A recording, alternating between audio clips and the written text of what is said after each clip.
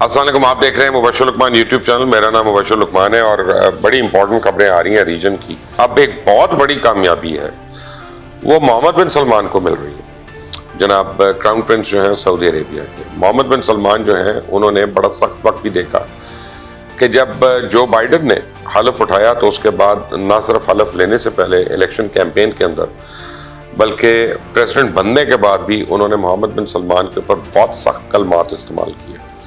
اور خود میری بائیڈن ایڈمنسٹریشن کے ایک دو لوگوں سے اس وقت بات ہوئی تو انہوں نے بڑی اسٹرانگ ورڈز میں انہوں نے کہا کہ ہم نے نہیں چھوڑنا ایم بی ایس کو، اور اسپیشلی جمال خشوگی قتل پہ. اور امریکہ کی ایک ریاست میں ایک کیس بھی ہو گیا اور جج نے اس کے کوئی وارنٹ وغیرہ بھی نکال دیے خشوگی کے مرڈر کے اوپر. اچھا، پھر اس کے بعد جو یمن کے ساتھ سعودی عربیہ کی آن گوئنگ لڑائی تھی، اس کے اوپر سڈنلی امریکہ نے دوسرا موقف لے لیا اور ان کو ہیومن رائٹ وائلیشنز نظر آنا شروع ہو گئی اور سب کچھ ہوا. تو بڑا سخت سٹانس لیا تھا اور ایم بی ایس نے بڑی کوشش کی کہ کسی طرح ان کے تعلقات بہتر ہو جائیں، لیکن نہیں ہوئے کیونکہ اس وقت تک امریکہ کا انٹرسٹ نہیں تھا ان سے تعلقات بہتر کرنے کے لیے. اب خبر آ رہی ہے کہ جناب بائیڈن صاحب نے خود ریکویسٹ کی ہے، منت کی ہے. پہلے انہوں نے بیچ میں فون کیا محمد بن سلمان کو، محمد بن سلمان نے فون سننے سے انکار کر دیا. ہم لوگ تڑپتے رہے، ہمارے تمام سفارت خانہ اور سفارتکار جو تھے وہ اس کام پہ لگے رہے، لابی اس کو ملاتے رہے کہ کسی طرح ہمارے وزیر اعظم کو فون آ جائے. لیکن عمران خان کو فون تو نہیں آیا جو بائیڈن کا، محمد بن سلمان کو اس نے فون کیا اور محمد بن سلمان نے وہ فون سننے سے انکار کر دیا. انہوں نے کہا میں نے نہیں سننا. پھر خیر بیچ میں میڈیشن ہوئی، ٹاکس ہوئی، سب کچھ ہوا. اور اس پورے عرصے میں جو ایم بی ایس نے ایک نئی ڈیولپمنٹ کی، اس نے کیا کیا کہ جو اس کے آرچ رائیول سے جن کے ساتھ اس نے خود لڑائی شروع کی تھی، خاص طور پہ قطر وغیرہ جو ہے، ان سے یک طرفہ اس نے صلح کر لی آ کے، تاکہ اپنے ریجن میں تو وہ سکون رکھے اور اپنی ہیجمنی جو ہے اس کو قائم رکھے. اور اوور نائٹ قطر کے ساتھ صلح ہو گئی، جو بیٹل گراؤنڈز آپ کو پتا ہے کتنی زیادہ ڈرون اپ تھی وہاں پہ. اب اس کے بعد کیا ہوتا ہے کہ بائیڈن صاحب جو ہے وہ جولائی کے وسط میں آ رہے ہیں وہاں پہ، کیونکہ جو ریسنٹ آئل کرائسس ہے اس میں سب جو ہیں ان کے کان کھڑے ہو گئے کہ اگر 2 مہینے اور اسی طرح چلا اور پرائسز اور اوپر گئیں تو صرف پاکستان نہیں بلکہ امریکہ اور یورپ کی بھی جو اکانومی ہے وہ بھی تباہ و برباد ہو جائے گی. تیل کی قلت تھی. اب تیل جو تھا وہ آپ دیکھیں کہ رشیا اور یوکرین کی جنگ میں انہوں نے رشیا کا بوائیکاٹ تو کر دیا، لیکن پورا یورپ جو ہے وہ رشیا سے گیس لے رہا ہے، خاص طور جرمنی اور اسپین وغیرہ اور فرانس جو ہیں وہ رشیا سے گیس لے رہے ہیں. اور اس کے بعد رشین آئل جو ہے اگر اس کو روکا ہے تو وہ تو چائنا جا رہا ہے، تو چائنا کو تو کم پیسوں پہ مل رہا ہے کیونکہ ان کا ایک آن گوئنگ ٹریڈ ہے ان کے ساتھ، اور وہ اگر بیک ڈور بھی لیتے ہیں تو ان کو کوئی کچھ نہیں کہہ سکتا. ٹھیک ہے، بینک سے ایل سی نہیں کھلے گی، وہ کو بارٹر کر لیں گے، کوئی اور چیز ان کے بدلے اس کے بدلے ان کو دے دیں گے. تو دنیا کے لیے آئل شارٹ ہو گیا. جب آئل شارٹ ہوا تو آئل کی قیمتیں اتنی زیادہ آسمان سے جانا شروع ہو گئی کہ ایک دن میں 30 روپے بڑھ رہی ہے، ایک ہفتے بعد پھر 30 روپے بڑھ رہی ہے. اب یہ کیا سرائی ہو رہی ہے کہ اب کب بڑھنی ہے، تو سپی کمر ٹوٹ گئی. تو پھر جو بائیڈن نے فون کیا اور کہا کہ میں آپ کو ملنا چاہتا ہوں، اور انہوں نے جا کے، ان کو پتا تھا کہ اوپیک جو ہے وہ تب تک اپنی پروڈکشن زیادہ نہیں کرے گا جب تک ایم بی ایس نہیں کہے گا. تو اب ایم بی ایس کی ٹرمز پہ، ایم بی ایس کی بنائے ہوئی ایجنڈا کے اوپر اب بائیڈن کی اور ایم بی ایس کی ملاقات ہو رہی ہے، اور بائیڈن خود جا رہے ہیں ایم بی ایس کے پاس، ایم بی ایس نہیں جا رہے وہاں پہ. تو ایک بہت بڑی ڈیولپمنٹ ہے. اوپیک نے مین وائل کنفرم کر دیا ہے کہ وہ اگلے مہینے کے آخر سے وہ اپنی پروڈکشن ڈبل کر دے گی، یعنی 660 ملین بیرل تک پر ڈے تک لے جائے گی. تو اس سے یہ جو آئل کرائسس ہے اس میں کافی بہتری واقع ہو سکتی ہے اور یہ اس کو میٹ اپ کر سکتے ہیں.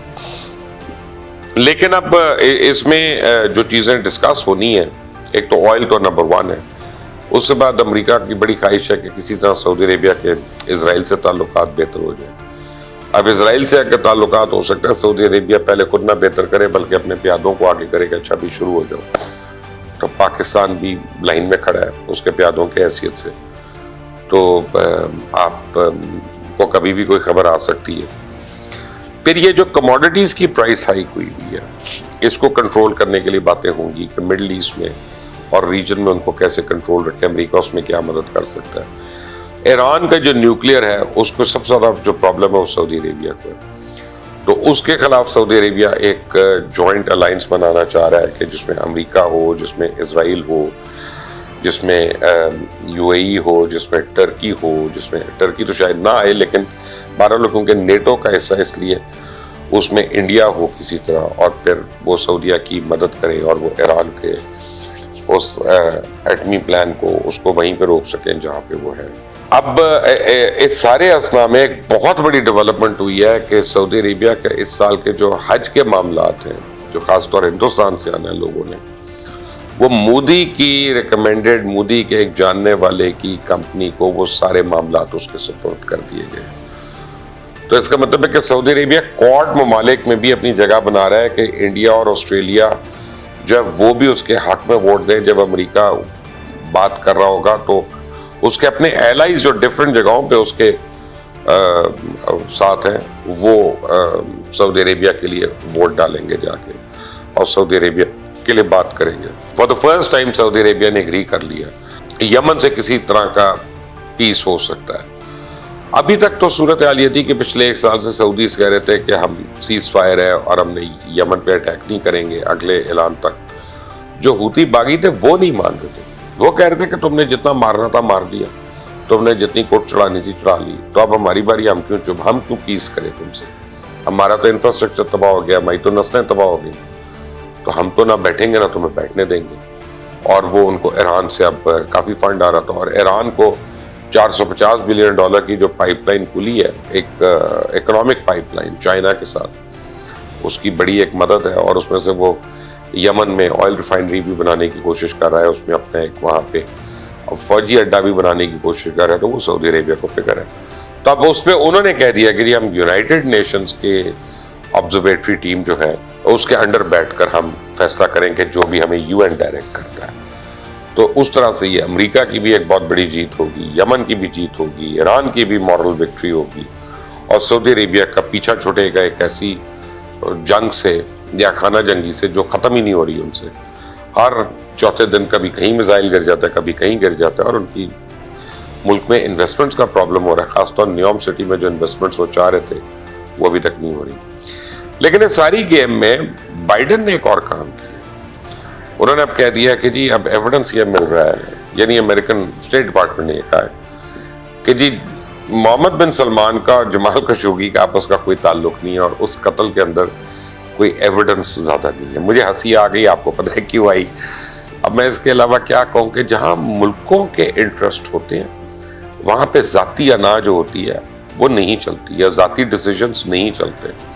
اور یہی بات میں اور کچھ اور ہمارے دوست جو عمران خان کو سمجھانے کی کوشش کرتے تھے اور ان کو نہیں سمجھ آتی تھی, اور جس انہوں نے سازش کا آج کل بیانیہ بنایا ہے یہ سعودی عربیہ کی وجہ سے ان کے ایک پولیٹیکل چپیٹ ہے. میں پولیٹیکل چپیٹ کہہ رہا ہوں. وہ کس طرح سے کہ سعودی عربیہ کے پاس تو 22,000 امریکی فوجی نہیں تھے ٹریپ ہوئے ہوئے, سعودی عربیہ کے پاس تو 15,000 افغان جو تھے جو امریکنز کے لیے کام کر رہے تھے وہ ٹریپ نہیں ہوئے تھے. سعودی عربیہ نے تو ان کو ایویکویٹ نہیں کرانا یمن سے یا کہیں اور سے, سعودی عربیہ نے تو آئی ایم ایف کی اور ورلڈ بینک کی ٹیمز کو وہاں سے نہیں نکالنا, سعودی عربیہ نے تو یونائٹڈ نیشنز کی ٹیم کو نہیں نکالنا. تو جو عمران خان نے 1 مہینے کے اندر ان ساروں کو کریڈٹ لیتے ہیں کہ میں نے نکلوایا, حالانکہ وہ عمران خان کا کریڈٹ نہیں ہے, وہ فوج پاکستان کا کریڈٹ ہے کہ انہوں نے یہ سب کروا کے دیا.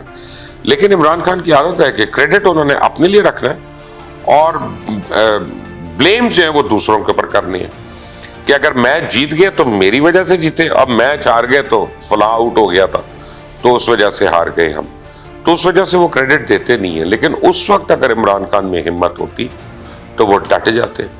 وہ مشرف کو تانے دیتے ہیں کہ مشرف کو ایک فون کال آیا تھا تو مشرف آگے لیٹ گئے تھے اور ہم نے غلامی کر لی. عمران خان کو تو فون کال آیا ہی نہیں, انہوں نے فون کرنے سے انکار کر دیا اور عمران خان لیٹ گئے آگے. یہ فرق ہوتا ہے, کیونکہ بائیڈن کی عزت میں کوئی فرق نہیں پڑتا اگر وہ اپنے ملک کے لوگوں کو ریسپائٹ دلوانے کے لیے, ان کی زندگی آسان کرنے کے لیے, ان کی پرائس ہائیک کو کنٹرول کرنے کے لیے, ان کے لیے تیل کی قیمت کم کرنے کے لیے وہ اپنے بولے ہوئے الفاظ کو چاٹ رہا ہے. اور سعودی عربیہ جا رہا ہے اور وہ وہاں پہ کھڑا بھی ہوگا, اس کے ساتھ وہ سلامی بھی دے گا, وہ سعودی نیشنل اینتھم کو سنے گا بھی اور اس جھنڈے کو بھی سلوٹ کرے گا, اس لیے کہ اس کی ذات اور اس کی ذاتی خیالات جو ہیں وہ امریکی عوام کے مفاد سے بڑے نہیں ہیں. اور سعودی عربیہ بھی سعودی لوگوں کی زندگی بہتر کرنے کے لیے یمن کے اوپر یونائٹڈ نیشنز کو بلانے کے لیے مان گئے، کیونکہ محمد بن سلمان کی ذات جو ہے وہ سعودی عربیہ سے بڑی نہیں ہے، اور ان کے لیے وہ ان کے لوگوں سے زیادہ اہم نہیں ہے. ان کے قبیلے بھی ہیں، ان کی ٹرائبز بھی ہیں، سب کچھ ہے، اور سب کو پتہ ہے کہ وہاں فرد واحد جو ہوتا ہے وہ بس ایک حد تک ہوتا ہے جب تک ٹرائبز اس کے ساتھ ہیں. تو پاکستان میں یہ کیوں ایک فرد واحد کی لڑائی ہے کہ 22 کروڑ لوگوں کو ایک جھوٹے مراسلے کی وجہ سے امریکہ سے لڑانے کی کوشش ہو رہی ہے.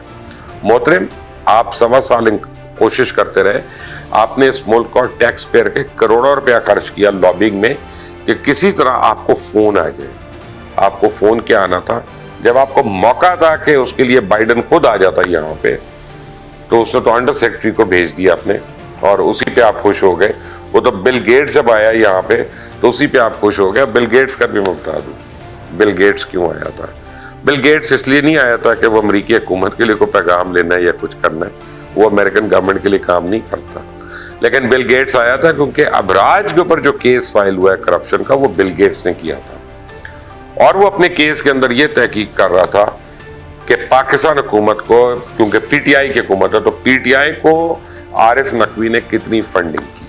اور اس نے تو $2 ملین کا اعتراف کیا، لیکن ان کا خیال ہے کہ اس سے زیادہ فنڈنگ کی، کیونکہ پیسہ وہ گیٹس فاؤنڈیشن کا تھا، میلنڈا اینڈ گیٹس فاؤنڈیشن کا تھا، تو اس لیے اس کا ڈائریکٹ انٹرسٹ ہے. عارف نقوی کے اوپر جو کیس ہوا، جو ایکسٹریڈیشن کی ساری کہانی پڑی امریکہ میں، وہ بل گیٹس کی رپورٹ کے اوپر پڑی تھی.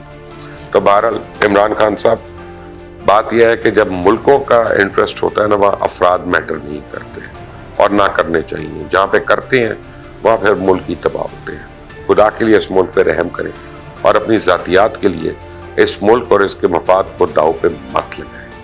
اس چینل کو دیکھتے رہیں. انٹل دی نیکسٹ ٹائم، اللہ حافظ.